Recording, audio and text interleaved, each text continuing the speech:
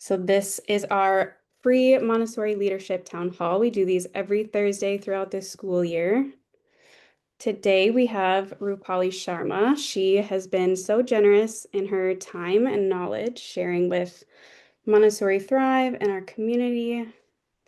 Today she's going to be talking about how to use AI to be more efficient as a Montessori school leader. All right, looks like we've got most people on here, so Rupali, whenever you're ready.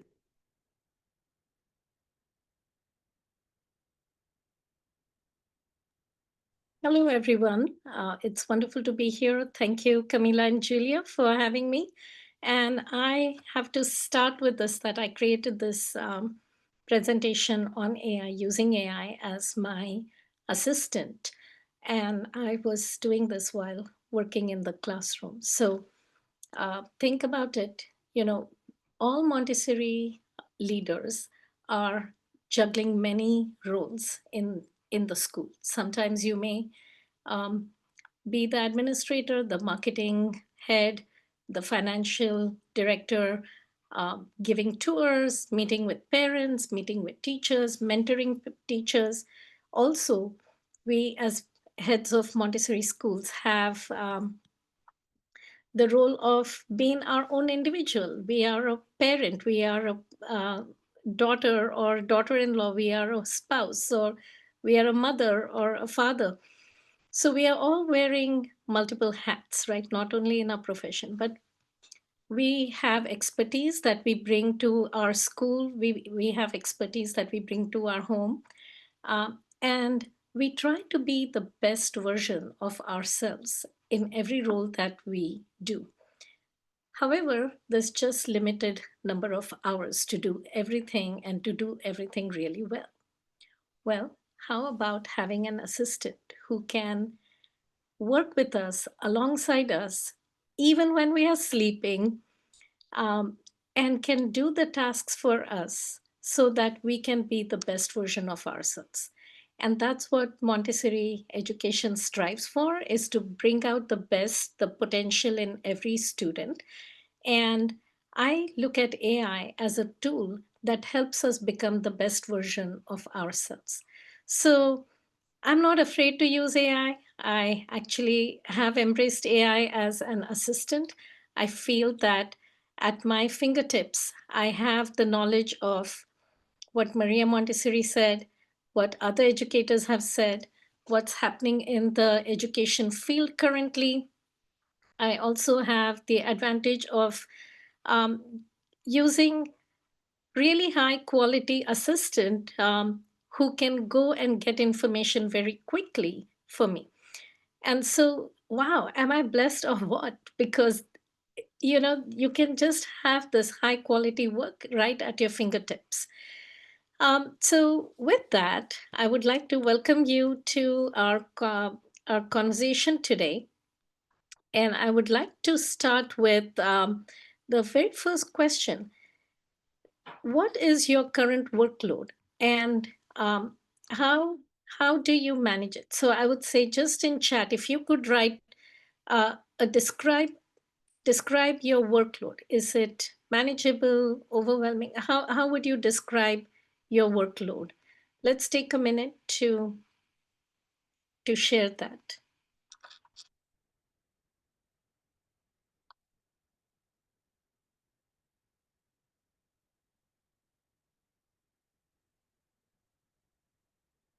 You can also unmute and share what you feel about your workload.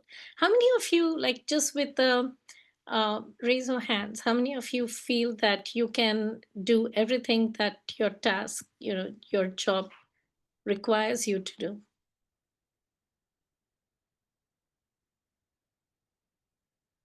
I see some answers in chat. Camila, would you like to just read those out? The Sure. responses in chat. So definitely overwhelming, many hats, lots of time-consuming administrative jobs and tasks, multitasking. Correct. Yeah, all of that. And I would say, when we start our Montessori journey, we probably came in because we wanted to be there for the children. We wanted to bring our leadership skills to our workforce, to mentor our teammates. But like many of you said, we find ourselves doing mundane tasks that take a long time to complete. Whether it's communicating with your constituencies, preparing your board meeting agenda or minutes, preparing slides for your board meeting, about marketing, just creating the data. How do you compare your schools with other schools? How does your competition stack up against yours? Looking at the financials. So while we're doing this, how do we protect our time? And I would call that our environment. That's our prepared environment as leaders. So we have to, when as an admin, we cannot always be the calm centered person that everybody is looking up to if we are not able to manage that all those responsibilities in an organized manner. So uh, I like this. There's a wonderful podcast by Mel Robbins, where the speaker, she invited Ali Miller to speak about AI. And I love this quote. She says, imagine an assistant who works 24/7, has read every book in the library, and never gets tired. That is AI. She also talks about how AI is a tool that does everything a human can do, but more efficiently. So it can recognize patterns, it can find data, it can make connections, uh, and it's computing at a much faster level than we can. So AI, I would say, is another tool on your Montessori shelf. And while it doesn't do everything for us, it can do some of the tasks that can be more fast and efficient. I'd just like to hear from everyone. Does anyone use AI here? Is anybody new to AI? So if you're using AI, type in one in the chat. And if you are new to AI, type in two, that you've not used AI yet.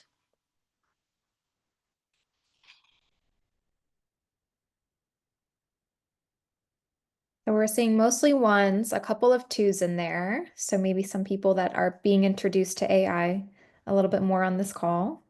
Great. So for those who have been using AI, if you would like to unmute and just share, how are you using AI currently in your workspace? Because for some, I think, initially it may even feel like cheating. Am I doing my job if I'm using AI, right? But how are you using AI? You can just unmute and share.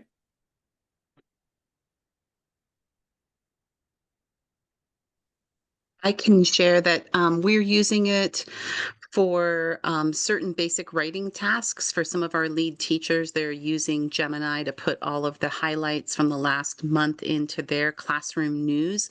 And then AI, summarizes that and polishes it up. We've explored asking questions of AI, like ask me any questions you need to complete this newsletter post. And then we talk about using enough detail that comes really from them personally to make it really their own. And AI as a tool then organizes it for them in a manner that then they can use and run by another person to approve, so that it doesn't end up sounding canned or not really coming from them. So it just helps them work faster. We also use it for social media. I use an app called Motion that I'm just learning about to help me organize meetings and planning. So I get an update at the beginning of the day of like, here's your meetings coming up. But I don't feel like an expert on Motion at all. I'm just trying to get it to interface with all of the different organization systems I use for information. Victoria, thank you so much for sharing that, and also for sharing the tool Motion. Great. Anybody else?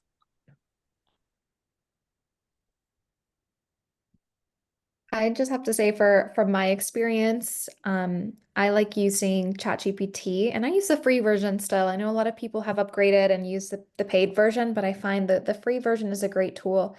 It's great for sometimes when I have an email that I'm not quite sure how to respond to. I might draft a response and then I will ask it to kind of improve it or maybe make it sound more understanding or empathetic.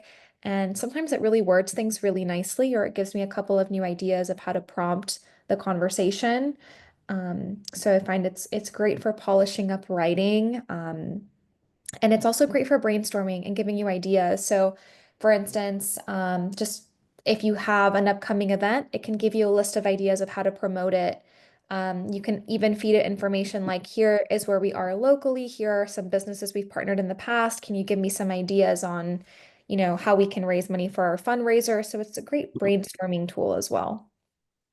Yeah, and I like what Victoria and Camila, both of you mentioned, that so that it doesn't sound canned, you have multiple perspectives. You first give it the prompt and then have it review it and look at it as an outsider or an audience, so that you are getting multiple perspectives and it just doesn't come out in one way. Great, wonderful. Any other thoughts? Anybody else who would like to chime in? All right, I'll go ahead. So I'd like to highlight 10, 10 uses of AI that I have found to be helpful. I would start with just the pedagogy. We are all in the business of educating students, and it's important for us to measure how students are doing. If students are doing well, parents are going to come back. There's retention. We can also show this data to the parents. So first, identifying, where your students are and how you can track their success over time. We do standardized testing at our school for our students grades 3 and up. So for children who are kindergarten through third grade, we do DIBELS testing, which is for reading and comprehension, reading fluency, and we keep the data for their development throughout their school career at our school. And then for students grades 3 and up, we do ERB testing. Again, we collect that data. So now we have a history of how our students have done. And we were able to collect that data and put it in a meaningful way to share with families to say, look, your child started either at benchmark or below benchmark or above benchmark. And here is the progress that they have made. We could show to the parents that within 2 months of using the phonetic Montessori materials, the child was able to go from just identifying the letters to now reading CVC words and reading short vowel words. But it's important for parents to see that growth. Otherwise, it's this touchy feely thing. And one of the things that's happening in our area is that there are universal pre-Ks coming up where we are losing our 4-year-olds to the local public schools because it's free. Well, how can we stand out in this competitive scenario? We can give this data to the parents. And yes, we already have the Montessori blogs, we already have the pictures that we share with them what the child is doing. But by giving them data, that's another touch point for the parents to say, okay, how is my child doing? It also allows us to gather information about, the standards, best practice research. We are a STEM-based Montessori school, so we take the NGSS standards and we align them with our standards in Montessori. And it's so, I remember 10 years ago when I did this work, I sat with binders, poring over the binders, matching the standards, making sure they, which standard aligned with the Montessori work. You can give the data, and now it's easier and faster going through those standards work. So if you want to share about toilet training, or you want to share research about how much time should parents allow their children for screen time. All of these blogs, instead of browsing the internet, you can ask the AI tool to generate it with uh, links to the resources that the AI tool is giving you. So you can then go back and vouch. You can look for whether this tool is correct or not, or whether this research is correct or not. Make sure you do check the research. And then documentation support, updating handbooks, guidebooks, ebooks for download. You can do that in a very short time. You don't have, once you have your strategic idea, what is it that you want to share with the parents throughout the year, and you have a calendar of um, thoughts about, at the beginning of the year, we're going to talk about community building, we're going to talk about for the preschool students, toilet training, we're going to talk about independence. You can generate all of these items, these documents ahead of time, and not have to do it just in time or just before the weekly blog is or the monthly blog is out. The second place I would say is in operations and community, where whether it is for scheduling, what are the tasks that your administrative office does? Is it managing your tours, managing schedules, managing your meetings with evaluation for your teachers? Whatever scheduling you may have, or you have specialists coming in, you can also use it for any of the automation that can be done where your administrator is doing. For example, we have thanks to Nido, we are able to take the workflow in the Nido CRM, and we can automate those responses for our tours when when prospective parents show or don't show, if they've confirmed their tour, if they haven't confirmed the tour. So we have several workflows where our administrator has worked with Nido to make those emails just go automatically at a certain time. We also have parent emails for the current families who are enrolled. And those, again, for the administrator to send out on a Monday or a Friday, or make sure that parents get to reopen them on the weekend. We can create those, they are just information emails for parents which say, here are all the upcoming events in December. Make sure you mark your calendar. Many of those things can be automated using templates from what you have used in the past years. The next big thing is parent communication. You can, this is very interesting, because it used to take me a long time to draft emails to parents, especially if a parent came up with a conflict. And I see some people nodding their head. I suppose this is true for many of us. It has become such a game changer for me. Imagine waking up in the morning to an email of a distraught parent. The concern is genuine. And but that's how I would start my day, is with you know I'm shaken up and I'm not able to start my day in a centered, calm manner. Or I'm done with my day, I'm ready to go home, and I get an email from a parent who's upset about something. And then I'm not able to close the day with a calm, peaceful tone that I'm hoping for myself.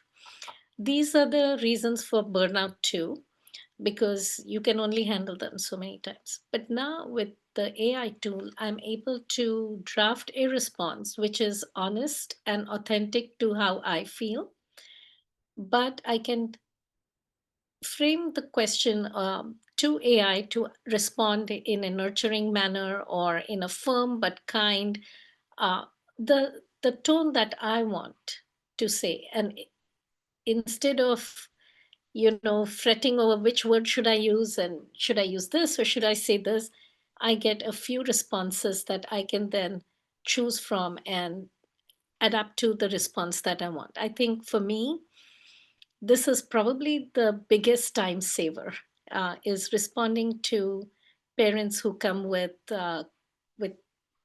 with a difficult question, and then also prepare to have conversations with them.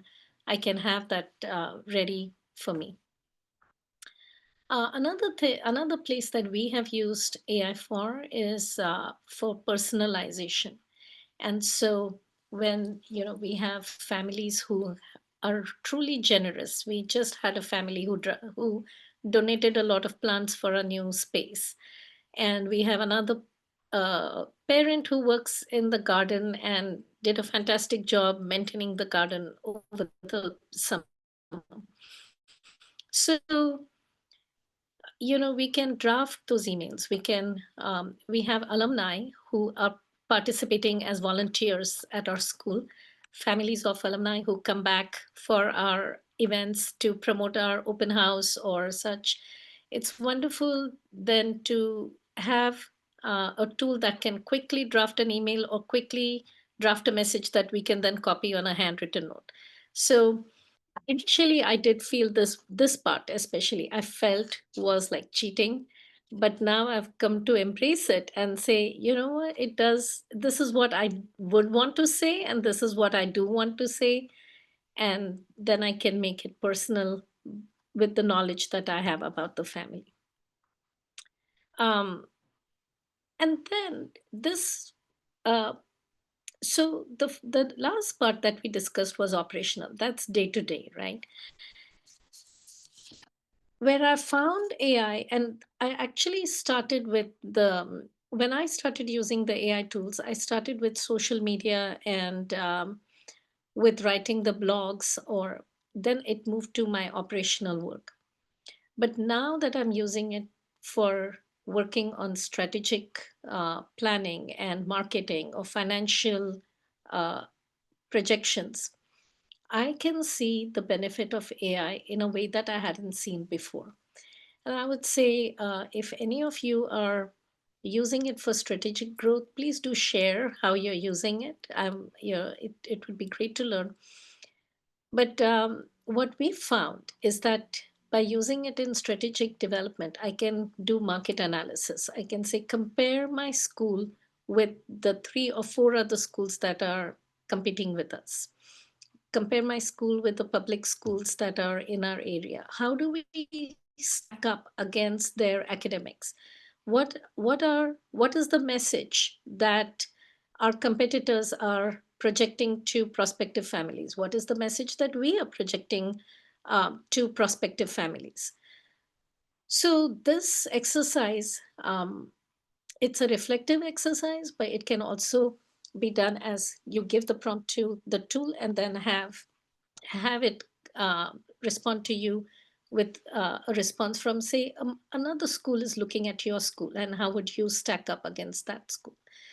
um, we can also do, one of the things that we did was we looked at our data of our students and families from the past 10 years, and we said, where are our families coming from? Map it out. What is it that our families are looking for? How long do families stay with us when they're enrolled? And that was really helpful in saying, where do we want to advertise? We were just advertising blindly in certain zip codes. Now we can say to Nido that we really want to focus on these 3 zip codes or these 5 zip codes. We have been placing our yard signs strategically in those areas where our families are coming from. And we've seen a growth of about 20% within the last year. And so sometimes those tweaks that you make don't have to be expensive. You don't have to spend a lot of money on marketing. And ours is a small school with a small business. Your resources are limited. So I don't know how many schools are in the small business group and how many are larger organizations. So for larger organizations, many resources are available financially as well, right? But for a small school, our resources are limited in terms of how many people can dedicate their time on enrollment or doing the market research or doing the financial projections. And how much money do we have to be able to spend on this? So you can use the AI tool to do some of this work, strategic work with you, and be your partner in that thought. So we found this, just by making small changes, which also reduced our costs, helped us with enrollment in the summer, in the past summer program, as well as this school year's enrollment. So there are now, many articles. I read recently in the Wall Street Journal. It was just maybe 2 or 3 days ago, where there was an article about how a small business owner uses AI for making the same kind of marketing, financial work uh, easier and less burdensome. So I would say, think about something that you have. Just pick one task in your marketing that you might want to look at as a strategic growth that you would like to use. You can also use it for social media. Why, I used to spend time thinking, what do I want to say today on social media? And now it's easier to take a picture and generate a funny prompt or something more academic based for LinkedIn, change it for Twitter where it is more engaging, ask for a poll or so. But all of that can be done within a few minutes, and you're not spending a lot of time on that. The other part where I found it was very helpful was brand consistency. As I said, I generated this presentation using an AI tool, and all I said was use our school's brand colors and brand um, fonts. And within a minute or less, I got the slides, right? And I could sit and tweak and do more, but it works. And so, instead of spending a lot of time, you can use your content that you have already populated on the internet, that the AI tool will look at, will grab information from, and then use it to make sure that your brand identity is reflected in everything that you're doing, whether it's your newsletter, your social media, your printed materials, um, your yard signs, whatever you are putting out there, your banners, it all is reflected in there. And you can also, create your brand voice for all of your work. Is it like, for example, our brand voice is formal but friendly. For some schools, it's a different brand voice. And so you can identify how your messages, you want them to go out. How would you speak to your parents? How would you speak to prospective parents, so that um, it's not just one size fits all. That's the beauty of this, is you can individualize that tool to share what you want to say. Financial clarity, that is something that I am enjoying learning right now. You can create your budget, you can create your projections, you can take the data from uh, your previous budgets and make projections based on that. You can manage some of your, future um, budgetary requirements that you may have. How much do I want to generate, and where am I going to be spending? So again, you can the great thing about this is you can create charts that are easy to understand. Now, having said all of this, like, just to share, how can you make sure that it's actually doing what you want it to do? So I look at AI as a team member at our school. So whether it's our administrator, um, it's our finance or marketing team, which we have a very small team, um, or whether it is our classroom teacher who's using the AI tool, we look at it just as somebody who's assisting us. AI is basically just getting information at a very fast rate, putting it together, and putting it out there for you to try, right? It doesn't have the same context that as a head of school you have. You know your school well, you know your parents well, you know your demographics well. The AI tool doesn't have that context. So your very first information that it gives you may or may not be applicable to your context. And that's where the generative AI comes in handy, where you have to teach it, you have to prompt it to tell it in your voice. So you can say, create this email as a head of school from using my voice, and give it the context. So give it a role, give it the context, and give it the constraint. So if you wanted to, I try to keep my blogs between 650 to 750 words. That's the length of a newspaper article. And so it's easy to say, okay, just keep it under that, but here are the points I want to say. And then I might say, I have pictures of students we recently went on a train ride to Boston to talk about the Freedom Trail. And so I have pictures of students walking the labyrinth, going to different parts of the Freedom Trail. So I could then just say, use those pictures and highlight. Now, the Freedom Trail is very popular and there's a lot of information. So it was very easy to generate that newsletter. I have to say, for the field trip that we went, we had to create our agenda for the staff members to go to Boston on the train, and it was very easy. We said we want to do the Freedom Trail. Here are the different points that we want to hit. Create a map and create an itinerary for the trip. And within like less than a minute or so, we had a document that we could print, hand it to the teachers for information. We had a map that the children could take with them to the trip, and it became a very engaging trip for the children because they had the information with them. So it didn't do the job of the teacher, but it complemented the work of the teacher, and it made the trip so much more engaging and interactive because the children were truly prepared before they went for the trip. So I would say let's try it. Let's all give it a shot.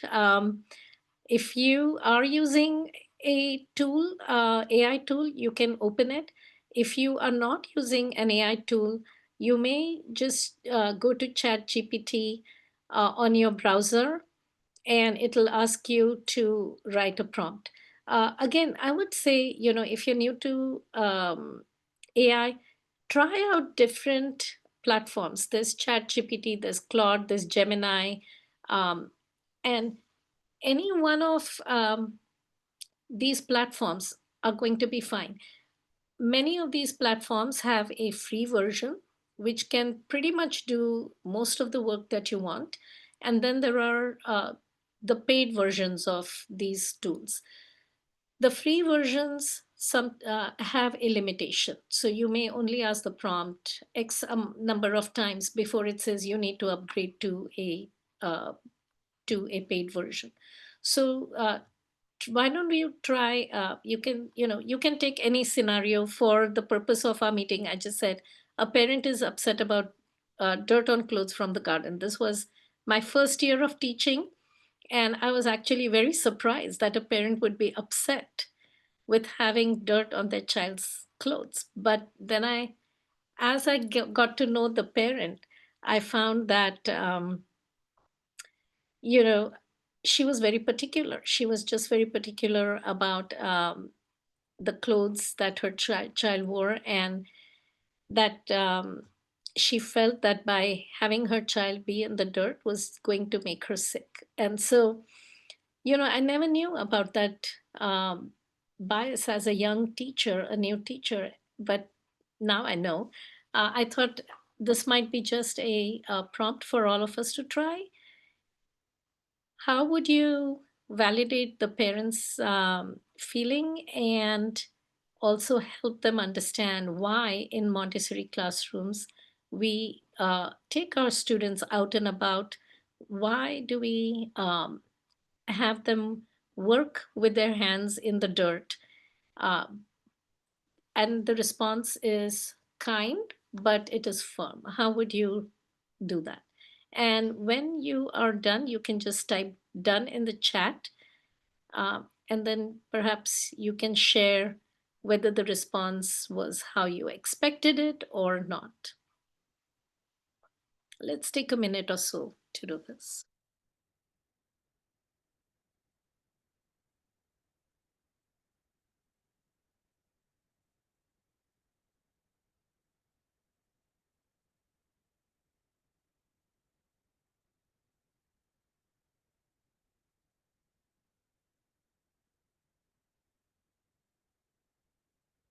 If anyone is done, you might want to unmute and just share how did it go for you. And do let us know if you already use an AI tool or whether this is your first time. Hi, this is Christy from One World Montessori. And I don't generally use AI, but I know that my office mates use it a lot. And so anyway, I just typed in Gemini, one of the first times I've used AI, your prompt. And of course, it came back with an absolutely lovely response. And it was it's super detailed, and it was in a fraction of a second. And I think it's kind of amazing. So I know that my coworkers use AI a lot for drafting emails and things like that, but I haven't dived into that yet. So anyway, very interesting. Christy, thank you for trying and sharing it. What's your role in the school? Office manager at one of our campuses. Office manager. Okay, great. And do you feel that there are some areas that you could use AI? I'm sure that there are areas I could use AI. Yeah. I'm just sort of a old school, do everything, I've been just kind of doing it all myself. But when I look at this, I see how what a great tool it can be. Like you said, it's a material that you can use, and it's wonderful. Thank you. Mhm. Anybody else? I see a few responses in chat. Julia, I can't open my chat well. If you don't mind reading out the chat responses. Yeah. Christy said, oh my goodness, such an elaborate response in a fraction of a second. I said that it assumed I was a parent as well, which I thought was interesting. We've got a couple more dones. Does anybody else want to share how that went for them? Is this your first time using it? Have you used AI before? I I always find it to be sometimes a tricky what I put in the subject line because we don't want them to be alarmed by the contents, even the contents is warm. So that always helps me. With my this prompt, mine came out with the subject line of about your child's gardening experience. And I felt like that was a really nice indirect way to reply instead of directly going saying, you're upset about dirty clothes. So I thought that was a very lovely subject line. So Azusa, I appreciate your response. What I feel is when I'm having a problem, I feel that there are other heads of schools who have solved this problem before me, and AI can go look for those answers and find those answers and help me write this. Or there have been blogs about it, and I can then just insert a blog with my response and say, this is, a Montessorian who is highly considered, as a guru in the area. And you can, sometimes it doesn't have to come from me. It could be from an esteemed Montessorian who people can trust. And that adds another layer of authenticity to it. Great. Wonderful. Thank you for sharing that. We've got one more in the chat, Rupali. Victoria Sure. said, I compared Gemini with ChatGPT and like the latter better, more compassionate. Yes. So I will say, to make this presentation, I use Gemini and I use Claude. And I loved how Claude came up. Claude asks you a lot of questions. It said, so who are you presenting it to? And how do you want to, what responses do you want to add? What kind of materials do you want to talk about? And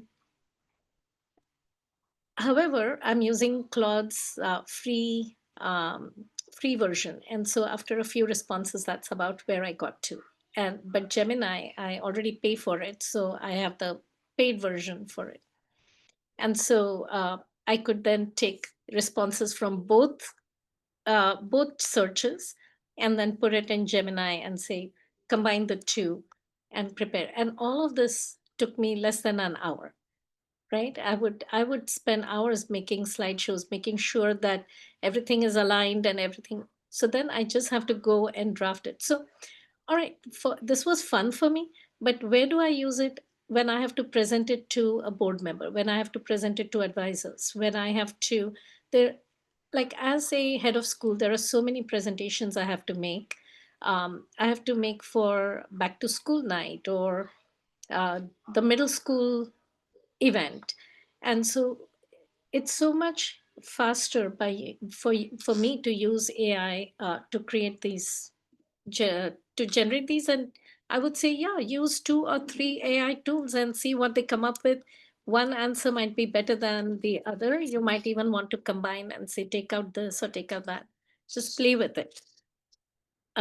Sometimes I write blogs from the perspective of our school pet. We have a bearded dragon. And so I say to the tool, write it from the bearded dragon's perspective, what's going on in the classroom, and it'll talk about it. So you can have some fun with it too. All right. Having said this, just like humans make mistakes, AI makes mistakes. Hallucination is a big part. Now, the term artificial intelligence, I think, was invented about 50 years ago. So it's not new.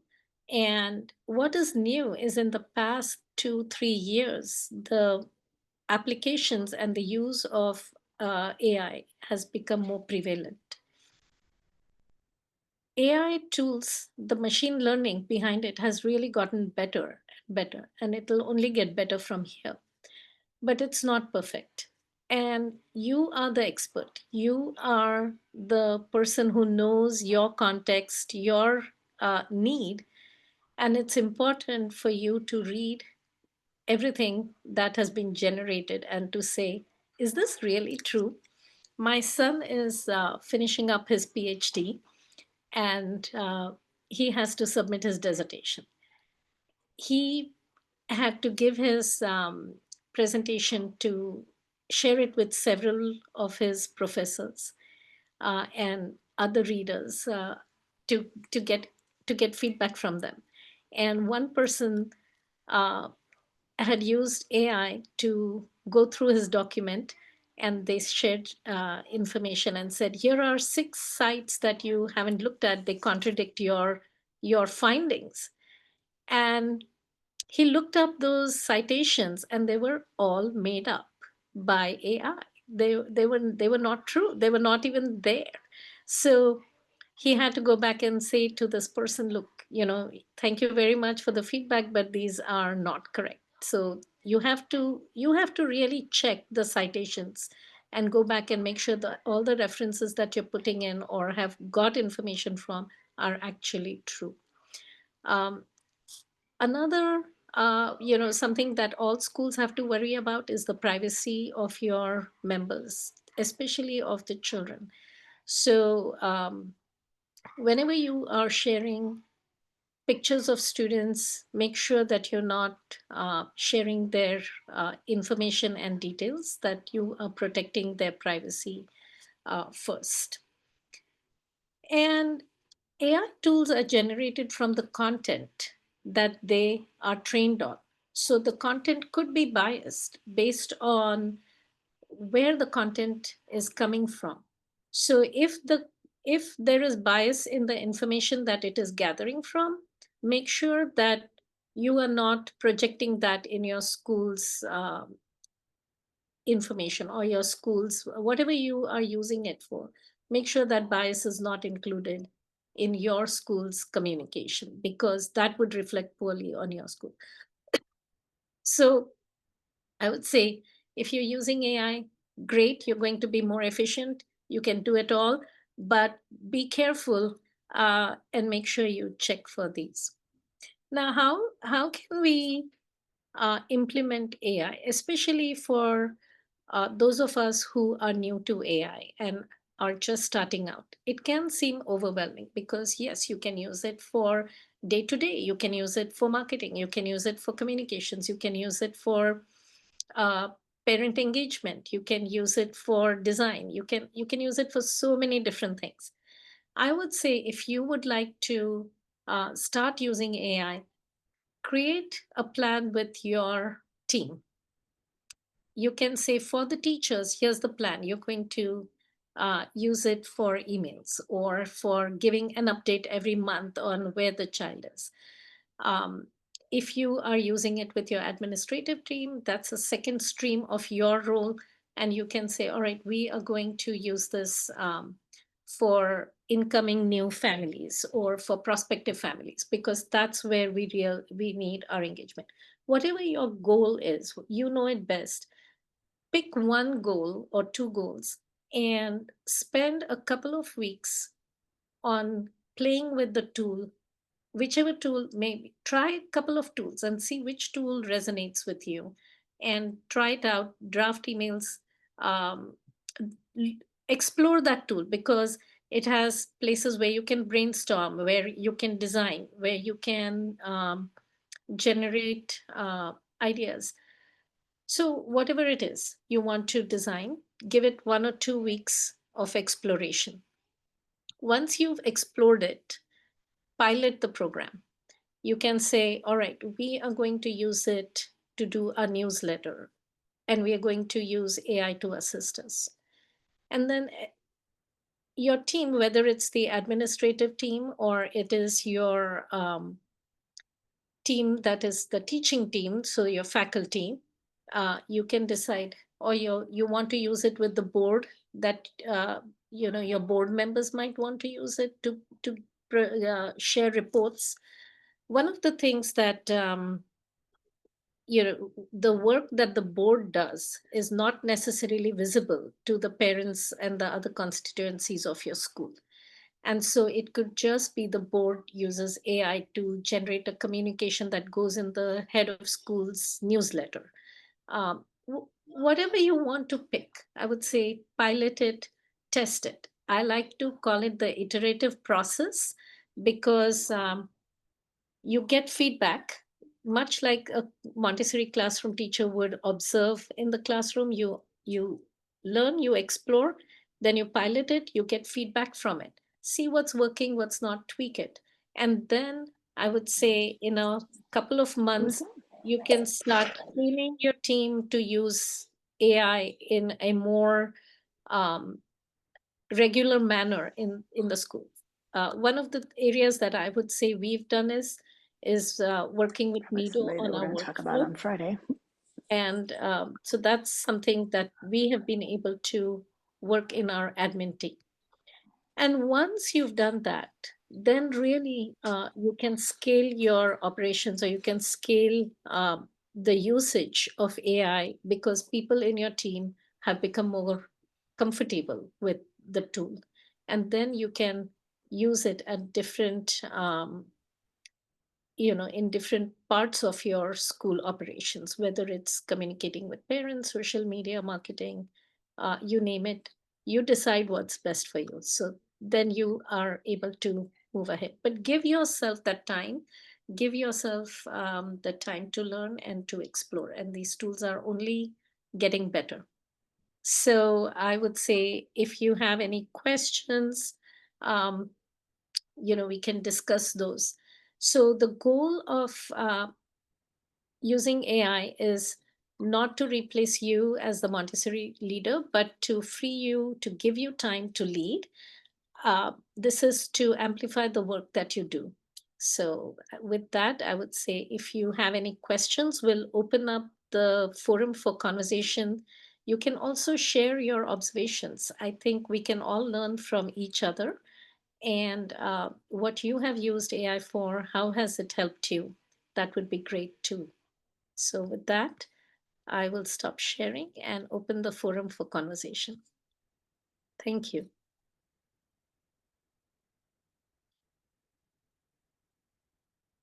I'd just like to ask Nido, how do you use AI? You are supporting so many schools. How do you use AI?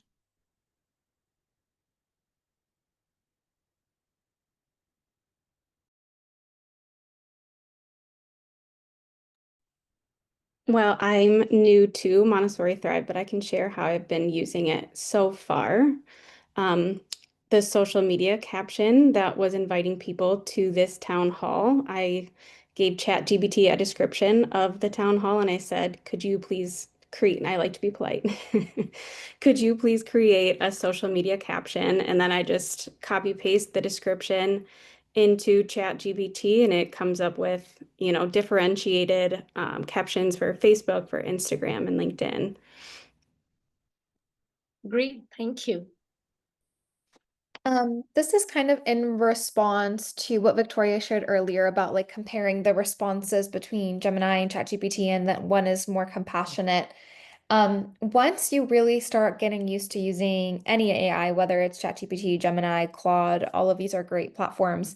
Um, what will start happening is like you'll get a response and then you read it and you think, I wanted it to have a more compassionate tone, or I wanted it to be more understanding. So then you can just follow that up with, actually, can you make it sound a little bit more empathetic or like I'm hearing the parent? And then it will regenerate the response to make it sound more like how you would want it. So it's really cool how you can really kind of shape it. And the more you start to prompt it, um, if you're using like paid versions that are generative, it will start to learn your tone and it will respond that way naturally. So the more that you use it, the more it starts to sound like how you want it. So that's what's really cool about it.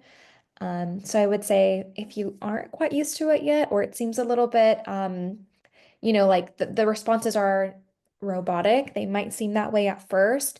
You can train it and teach it, just as Rupali says, to really make it sound how you want it to. Thank you, Camila.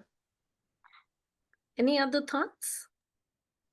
There's a question in the chat. Victoria asks, is anyone using AI to help organize their calendars? I know that our office administrator has a system of organizing the calendar for the whole school. So, and every morning she sends out a group text to the entire staff. But I don't know what tool she uses. I will check with her, and Victoria, I'll get back to you. I wonder if she's just doing it on a Google Excel sheet. Yeah. I just want to hop in here and say another good idea of what you can use AI for. So recently we've just been noticing that creating content in general has become really important for Montessori schools because we are competing with free school. It seems that we have a lot of challenges right now with enrollment across all of the US. It's not just like particular to one city or one location. Um, so a great way is for it to just help you generate content, whether it's blog content, email newsletters. It can give you scripts for like recording videos on Instagram or YouTube, because the more that you're out there, the more likely parents are to find you and to see you as a thought leader in the Montessori space. Um, and again, I would say with AI, and Rupali mentioned this as well, always make sure to read over it and make sure that it has a Montessorian set of eyes on it, because it's not always going to be 100% accurate, but it can really help so much with saving time because content creating is very time consuming. So I would say use it as much as you would like for that, because it's a huge time saver there. Yeah, and I want to say this, with the current enrollment difficulties that many schools have. When parents are looking at a Montessori school and comparing to other private organizations, they're not looking for Montessori jargon. They may or may not understand it. And so to have AI, because I'm not thinking in a non-Montessori jargon. Montessori is part of what I think. So AI tool becomes very easy for me to say, please don't use Montessori jargon. Go ahead and use language that that parents will understand while they compare to other schools. And you can name these 3 or 4 schools. So it gives you comparative language. What I love about AI is you can speak to it in regular English. I can just have a conversation. Julia said she likes to be polite, right? It's so wonderful that you don't have to know coding. You don't have to know how the machine learning is happening. You can just talk to it, just chat. You can I also learn new skills. Yes, Mary I- Lou. Yes, this is all new to me, and I'm actually, the reason I'm here, I'm consulting with a private high school. And one of the dilemmas they have is scheduling of the head of school's calendar in coordination with the head of advancement or development. Because she, the head of school, is meant to be out traveling, right?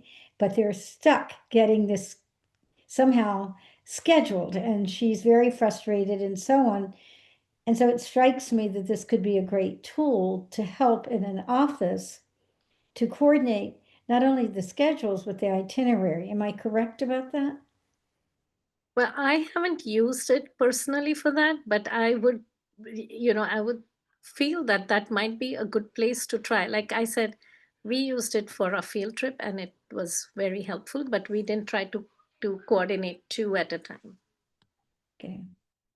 Hi, Mary Lou. What you could do there, my initial thought is kind of if you're trying to coordinate calendars and make sure there aren't overlaps or make sure that it can come up with like a clear, consistent plan for each person, you can always upload both calendars or both tasks up to an AI tool like ChatGPT, and you can ask it to create one that kind of makes sure that they are working in collaboration, there's no overlapping, or that things are working well and every schedule or meeting is covered. Okay. Wonderful. That's my initial thought. Yeah, one of the areas we used AI with our students, and we are very careful. We are a STEM school, but we are very, very careful about having students use AI or computers in the classroom. And we did one day when we had to do an after school cooking class, and we thought we had all the ingredients, but we didn't. And we just typed in ChatGPT and said, here are the ingredients, give us recipes. And we quickly got a few recipes to try out with our students. And it saved the day. So nobody had to run out and get the ingredients. We could make do with what we had. And it was a fun project. Wonderful. Well, I hope everybody gets to try AI and good luck with your AI journey. Happy Thanksgiving to everyone for those who are in the US. Maybe you can use AI to have your Thanksgiving recipes. Yeah. Thank you, Rupali. We really appreciate it. As you mentioned, next week is Thanksgiving, so we are off. And then December 4th, we are back with another town hall. The topic will be kindergarten retention, another hot button topic. So I hope everyone has a great holiday. We'll see you in a couple weeks. Thank Thanks, you. everyone. Bye.